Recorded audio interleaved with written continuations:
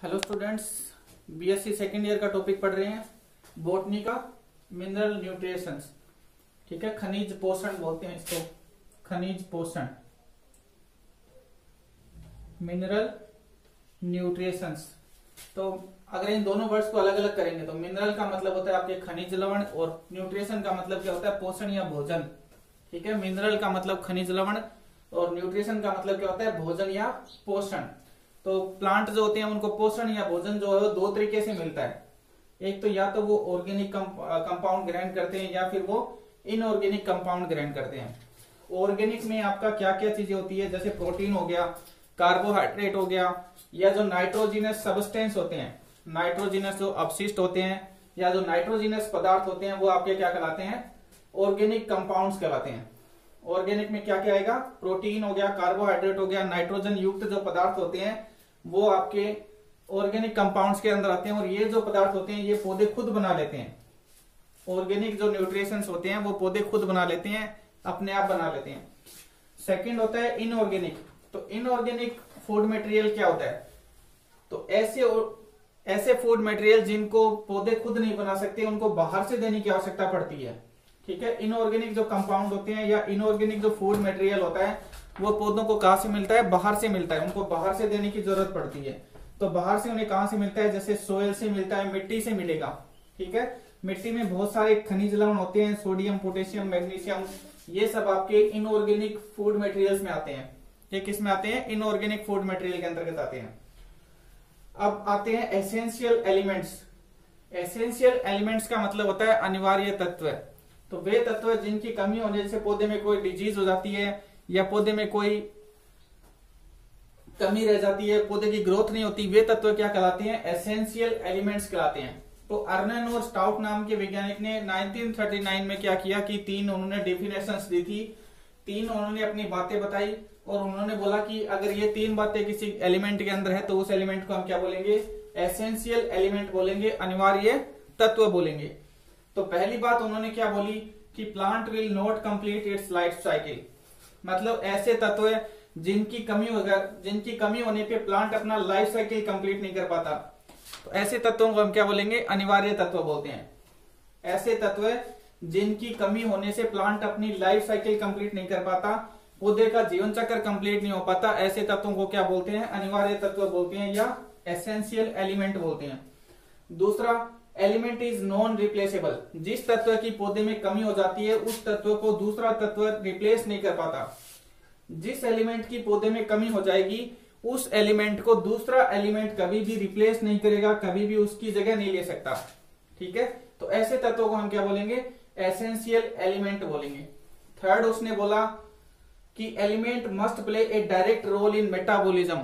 जो भी एलिमेंट या जिस तत्व की भी कमी हो रही है, जिस एलिमेंट की कमी हो रही है उस एलिमेंट का प्लांट मेटाबॉलिज्म के अंदर डायरेक्ट रोल होना चाहिए, मुख्य उसकी भूमिका होनी चाहिए। ठीक है, जिस एलिमेंट की कमी हो रही है उस एलिमेंट का प्लांट मेटाबॉलिज्म के अंदर पौधे की उपापचय क्रियाओं में डायरेक्ट रोल होना चाहिए। इस प्रकार के तत्वों को क्या बोलेंगे, एसेंशियल एलिमेंट बोलेंगे। तो तीन उन्होंने बातें बताई है।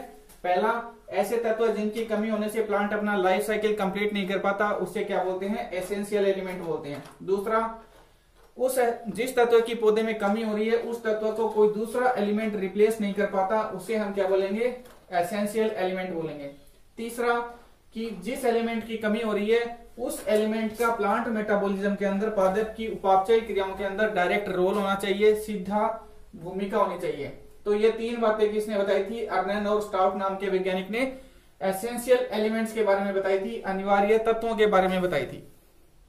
न्यूट्रिएंट जो होते हैं, पोषक तत्व जो होते हैं वो दो टाइप के होते हैं। ठीक है, दो टाइप के न्यूट्रिएंट होते हैं, एक जिन्हें हम मैक्रो न्यूट्रिएंट बोलते हैं और दूसरे माइक्रो न्यूट्रिएंट होते हैं। ठीक है, वृहत और सूक्ष्म दो टाइप के न्यूट्रिएंट ये आपके पोषक तत्व होते हैं, एक को हम मैक्रो बोलते हैं, दूसरे को माइक्रो न्यूट्रिएंट बोलते हैं। तो मैक्रो न्यूट्रिएंट वो होते हैं जिनकी पौधे को सबसे ज्यादा जरूरत होती है। ठीक है, मैक्रो न्यूट्रिएंट क्या होते हैं, ऐसे एलिमेंट्स जिनकी जरूरत पौधे को सबसे ज्यादा होती है वो आपके मैक्रो न्यूट्रिएंट कहलाते हैं। और ये 10 होते हैं। 10 में कौन कौन से होते हैं, जैसे कार्बन है, hydrogen, oxygen, phosphorus, potassium, sodium, sulphur, calcium, iron और मैग्नीशियम। ये 10 ऐसे एलिमेंट होते हैं जिनकी जरूरत पौधे को सबसे ज्यादा होती है। इसमें से अगर आप कार्बन, हाइड्रोजन और ऑक्सीजन की बात करोगे, कार्बन, हाइड्रोजन और ऑक्सीजन, इन तीनों को अगर हम छोड़ दें तो बाकी के जो 7 एलिमेंट होते हैं वो मिट्टी के अंदर न्यूट्रिएंट मीडियम में पाए जाते हैं। ठीक है, बाकी के जो एलिमेंट होते हैं वो कहाँ पाए जाते हैं? न्यूट्रिएंट मीडियम में मिलते हैं, यानी कि ये मिनरल्स के रूप में, खनिज लवणों के रूप में सोयल के अंदर पाए जाते हैं। कार्बन हमें एटमॉस्फेयर से मिल जाता है, हाइड्रोजन एटमॉस्फेयर से मिल जाता है, ऑक्सीजन एटमॉस्फेयर से मिल जाता है। तो इन तीनों को अगर छोड़ दें तो बाकी के जो न्यूट्रिएंट होते हैं वो सोयल के अंदर न्यूट्रिएंट मीडियम में पाए जाते हैं, यानी कि वो घुली हुई अवस्था के अंदर मिलते हैं। ठीक है, मिट्टी के अंदर वो घुली हुई अवस्था में मिट्टी से प्राप्त हो जाते हैं। तो ये जो बाकी जो 3 होते हैं ये कहां से मिलते हैं? एटमॉस्फेयर से। कार्बन, ऑक्सीजन और हाइड्रोजन हमें एटमॉस्फेयर से प्राप्त हो जाते हैं। अब जो माइक्रो न्यूट्रिएंट होते हैं वो ऐसे न्यूट्रिएंट होते हैं जिनकी जरूरत पौधे को कम होती है। ठीक है, ऐसे न्यूट्रिएंट जिनकी जरूरत पौधे को कम होती है या इनकी कम मात्रा ही पौधे को चाहिए होती है, तो ऐसे न्यूट्रिएंट आपके माइक्रो न्यूट्रिएंट कहलाते हैं। और ये 5 होते हैं, वैसे तो बहुत सारे हैं लेकिन हमें 5 पढ़ने हैं यहाँ पे। ठीक है, हमें 5 ही पढ़ने हैं। तो इसमें कॉपर, जिंक, बोरोन, मोलिब्डेनम और क्लोराइड। ठीक है, कॉपर, जिंक, बोरोन, मोलिब्डेनम और क्लोराइड, ये 5 माइक्रो न्यूट्रिएंट है जो हमें पढ़ने हैं। होते तो बहुत सारे लेकिन हमें सिर्फ 5 के बारे में ही पढ़ना है। ठीक है, अब पौधे जो होते हैं वो मिनरल्स को यूटिलाइज करते हैं। ठीक है, पौधों के अंदर मिनरल्स का उपयोग किया जाता है। तो उपयोग कैसे करते हैं? 4 तरीकों से। पौधे जो होते हैं या जो प्लांट होते हैं वो मिनरल्स का उपयोग 4 तरीके से करते हैं। 4 तरीके से मिनरल्स का यूटिलाइजेशन होता है प्लांट्स के अंदर। पहला, पार्ट ऑफ स्ट्रक्चरल यूनिट, ये पौधे के अंदर किसी संरचनात्मक इकाई का हिस्सा बन जाते हैं। ठीक है, प्लांट के अंदर क्या हो जाएंगे? किसी संरचना का हिस्सा बन जाते हैं, किसी संरचना या किसी स्ट्रक्चर का पार्ट बन जाते हैं। Part of structural unit, plant के अंदर किसी स्ट्रक्चर का या संरचना का हिस्सा बन जाते हैं। जैसे एग्जांपल, कार्बन जो होता है वो सेल वाल का हिस्सा होता है। ठीक है, सेल वाल के अंदर कार्बन की इंपॉर्टेंस होती है, कार्बन जरूरी होता है। इसलिए नाइट्रोजन जो होता है वो प्रोटीन का हिस्सा होता है। नाइट्रोजन प्रोटीन जो होती है वो नाइट्रोजन से मिलकर बनती है। ठीक है, तो नाइट्रोजन जो होता है वो प्रोटीन का पार्ट होता है। इसी तरह जो कार्बन होता है वो सेल वाल का पार्ट होता है। तो ये जो एलिमेंट्स होते हैं ये किसी प्लांट के अंदर उसकी स्ट्रक्चर का हिस्सा बन जाते हैं, संरचना का हिस्सा बन जाते हैं। दूसरा, पार्ट ऑफ ऑर्गेनिक मॉलिक्यूल, तो किसी ऑर्गेनिक मॉलिक्यूल का पार्ट बन जाते हैं। कोई भी जो कार्बनिक अणु होता है उसका हिस्सा बन जाते हैं। जैसे मैग्नीशियम के अंदर क्लोरोफिल इंपॉर्टेंट होता है। अगर आप क्लोरोफिल की स्ट्रक्चर देखोगे तो इस तरह से मिलेगी आपको। बीच में मैग्नीशियम होता है, चारों तरफ में ये नाइट्रोजन से जुड़ा हुआ रहता है। ठीक है, बीच में मैग्नीशियम, चारों तरफ नाइट्रोजन से ये जुड़ा हुआ रहता है। तो क्लोरोफिल की जो स्ट्रक्चर होती है ना, उसका अगर आप हेड देखोगे क्लोरोफिल का तो इस तरह से आपको देखने को मिलता है। तो मैग्नीशियम जो है वो क्लोरोफिल का हिस्सा होता है। तो सेकंड बात यहाँ पे क्या बोली गई है कि पार्ट ऑफ ऑर्गेनिक मॉलिक्यूल, यानी कि किसी ऑर्गेनिक मॉलिक्यूल का पार्ट बन जाते हैं। ये जो एलिमेंट्स होते हैं मिनरल्स, वो किसी ऑर्गेनिक मॉलिक्यूल का पार्ट बन जाते हैं, जैसे कि मैग्नीशियम क्लोरोफिल का पार्ट होता है। थर्ड, यहाँ पे एक्ट एज एंजाइम एक्टिवेटर, जो मिनरल्स होते हैं या जो एलिमेंट्स होते हैं वो किसी एंजाइम के सक्रिय करने में अपना योगदान निभाते हैं। ठीक है, एक्ट एज एंजाइम एक्टिवेटर, यानी कि किसी एंजाइम को सक्रिय करने में भी मिनरल्स का योगदान होता है। मिनरल्स इंपॉर्टेंट होते हैं। तो ये पौधे के अंदर कैसे यूटिलाइज होता है इनका कि act as enzyme activator, plant के अंदर कोई एंजाइम है उसको एक्टिवेट करने के लिए ये एलिमेंट्स काम में आते हैं, मिनरल्स काम में आते हैं। फिर fourth, in ionic form maintain osmotic balance, आयनों के रूप में प्लांट्स के अंदर ऑस्मोटिक जो बैलेंस होता है, परासरण का जो बैलेंस होता है ना, परासरण को कंट्रोल करने में। ठीक है, आयनों के रूप में, पौधे के अंदर आयनों के रूप में ऑस्मोटिक बैलेंस को मेंटेन करने में ये जो मिनरल्स होते हैं वो अपना इंपॉर्टेंट रोल अदा करते हैं, इनकी महत्वपूर्ण भूमिका होती है। ठीक है, तो कैसे कैसे मिनरल्स जो होते हैं वो यूटिलाइज होता है पौधों के द्वारा कैसे इनका उपयोग किया जाता है। तो यहाँ पे देखो 4th नंबर पे क्या बताया मैंने कि in ionic form maintain osmotic balance, यानी कि आयनों के रूप में प्लांट के अंदर ऑस्मोटिक बैलेंस को मेंटेन करने में ये जो मिनरल्स होते हैं वो अपनी महत्वपूर्ण भूमिका निभाते हैं, इनका महत्वपूर्ण रोल होता है। जैसे पोटेशियम गार्ड सेल्स के अंदर स्टोमेटा के बंद होने और खुलने होने को कंट्रोल करता है। ठीक है। पोटेशियम जो होता है वो गार्ड सेल्स के अंदर द्वार कोशिकाएं जो होती है उनमें स्टोमेटा के खुलने और बंद होने को ये कंट्रोल करता है, नियंत्रित करता है। ठीक है। तो गार्ड सेल के अंदर जो पोटेशियम होता है वो क्या काम करता है, वो परासरणी बैलेंस को मेंटेन करने का काम करता है, ऑस्मोटिक जो बैलेंस होता है उसको मेंटेन करता है। तो इस तरह से पौधे जो होते हैं वो मिनरल्स का यूटिलाइजेशन करते हैं, इनका उपयोग करते हैं। तो माइक्रो एलिमेंट बता रहा हूँ, ठीक है, माइक्रो एलिमेंट्स बता रहा हूँ। मैंने आपको 5 माइक्रो एलिमेंट बताए थे, तो उसमें माइक्रो एलिमेंट हम देख रहे हैं। तो यहाँ पे मैंने एक टेबल का फॉर्म बनाया है, तो यहाँ पे लिखा हुआ है ऑब्टेन। ऑब्टेन का मतलब होता है कि जो माइक्रो एलिमेंट्स होते हैं वो पौधों को प्राप्त कैसे होते हैं, या मिट्टी में वो किस रूप में पौधे ग्रहण करते हैं उसको। दूसरा रीजन ऑफ प्लांट, यानी कि पौधे के कौन कौन से भाग उस एलिमेंट का यूज करते हैं। थर्ड, उसका फंक्शन, काम क्या करता है वो एलिमेंट। और फोर्थ, डेफिशिएंसी, उस एलिमेंट की कमी होने से कौन सा रोग हो जाता है या कौन सा रोग हो जाएगा प्लांट के। तो देखो सबसे पहले कॉपर। कॉपर जो होता है वो प्लांट Cu+2 के रूप में प्राप्त करते हैं। ठीक है, मिट्टी से कैसे प्राप्त होता है, पौधों को Cu+2 के रूप में ये प्राप्त होता है। पौधे के सभी भाग जो होते हैं वो इसका यूज करते हैं। ठीक है, कॉपर का पौधे के सभी भाग होते हैं जो यूज करते हैं। रूट को भी कॉपर चाहिए होता है, स्टेम को भी कॉपर चाहिए होता है, लीफ को भी कॉपर चाहिए होता है। तो प्लांट के सारे भाग कॉपर का यूज करते हैं। इसका फंक्शन क्या होता है, कॉपर का काम क्या होता है, एंजाइम एक्टिवेटर के रूप में काम करता है। किसी एंजाइम को एक्टिवेट करने में इसका रोल होता है। फिर डेफिशिएंसी, कॉपर की कमी हो जाएगी तो कौन सा रोग हो जाता है, तो शूट नॉट वेल डेवलप। जो आपका शूट होता है, पौधे का जो ऊपर का भाग होता है ना, जैसे मान लो ये पौधा हो गया, इसका जो ऊपर का भाग होता है पौधे का, इसे हम सूट बोलते हैं। तो सूट की वृद्धि नहीं होती है, हिंदी में प्ररोह बोलते हैं। सूट को हिंदी में क्या बोलते हैं, प्ररोह है।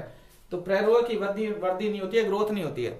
सूट वाला जो पार्ट होता है उसका डेवलपमेंट नहीं होता है, विकास नहीं होगा। तो ये कॉपर की कमी से हो जाता है। ऐसा कॉपर की जब कमी हो जाती है प्लांट में तो सूट का डेवलपमेंट नहीं होता है, कम होता है। दूसरा मैंने यहाँ पे लिखा है जिंक। जिंक पौधों को कैसे प्राप्त होता है, Zn+2 के रूप में। जिंक पौधे कैसे ग्रहण करते हैं, Zn+2 के रूप में इसको ग्रहण करते हैं। पौधे के सभी भागों को जिंक चाहिए होता है। ठीक है, प्लांट के सारे पार्ट्स होते हैं वो जिंक का यूज करते हैं। और फंक्शन क्या होता है जिंक का, तो ये एंजाइम एक्टिवेटर के रूप में काम करता है। किसी भी एंजाइम को एक्टिवेट करने में इसका योगदान होता है। जैसे मान लो यहाँ पे मैंने लिखा है कि कार्बोक्सिलेज। कार्बोक्सिलेज एंजाइम जो होता है उसको एक्टिवेट करने में जिंक का योगदान होता है। हमने C3 साइकिल पढ़ा था ना, C3 साइकिल में भी कार्बोक्सिलेज एंजाइम काम आता है, C4 साइकिल में भी ये एंजाइम काम आता है। तो कार्बोक्सिलेज एंजाइम को एक्टिवेट करने में जिंक का योगदान होता है। दूसरा, part of enzyme of oxygen synthesis.